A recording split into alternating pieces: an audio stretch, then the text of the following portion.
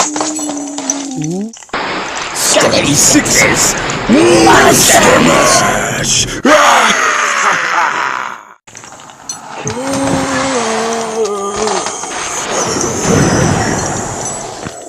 An American Werewolf in London. Welcome back to more Monster Mash, folks. Tonight, we're going to review / talk about one of my favorite werewolf movies of all time besides The Wolfman. The 1980s, especially 1981, was a huge year for werewolf flicks. You had The Howling came out, Wolfman, and then the movie that we're talking about tonight, An American Werewolf in London. The movie's directed by John Landis. He was very well known for Animal House and the Blues Brothers.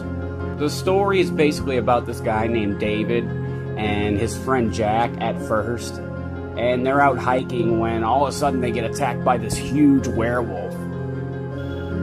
Jack gets brutally mauled by the wolf, and David gets scratched on his face and literally barely survives. And so he's rushed to a hospital in London, barely escaping his demise from the wolf.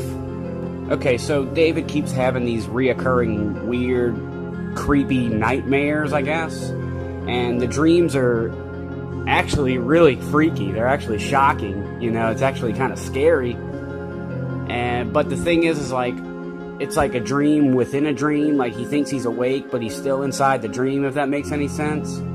David's friend Jack, in the very beginning of the film, was brutally murdered by the werewolf. And after he's transported to the hospital and he's having all these crazy nightmares, he starts to see the ghost of his dead friend Jack. And the first thing Jack says to him is he asks him for a piece of toast or something.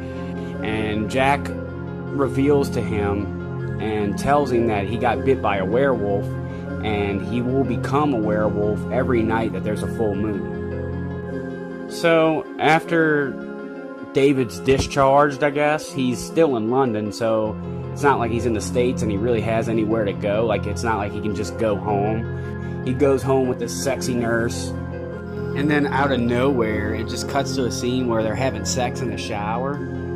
It's like, okay, what the fuck? One of my most favorite scenes in probably any horror film ever is the scene where David's just pacing around the living room and he starts to feel really weird. And it's almost like he feels like he can feel himself starting to turn into the werewolf. The song Bad Moon Rising by Creedence Clearwater Revival, or CCR, whatever you want to call them, is playing in the background.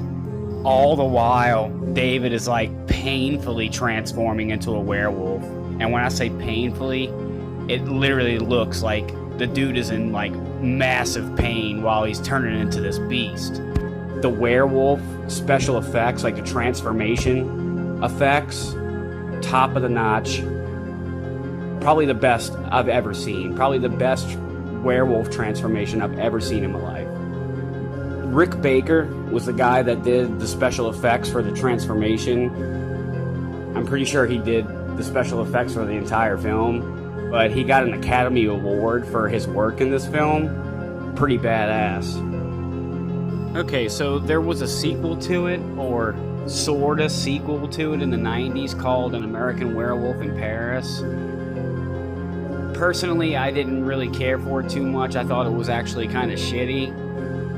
The effects weren't nearly as good or as groundbreaking or breathtaking to me as they were in American Werewolf in London, but it's not like we're ever gonna get a werewolf transformation like that ever again.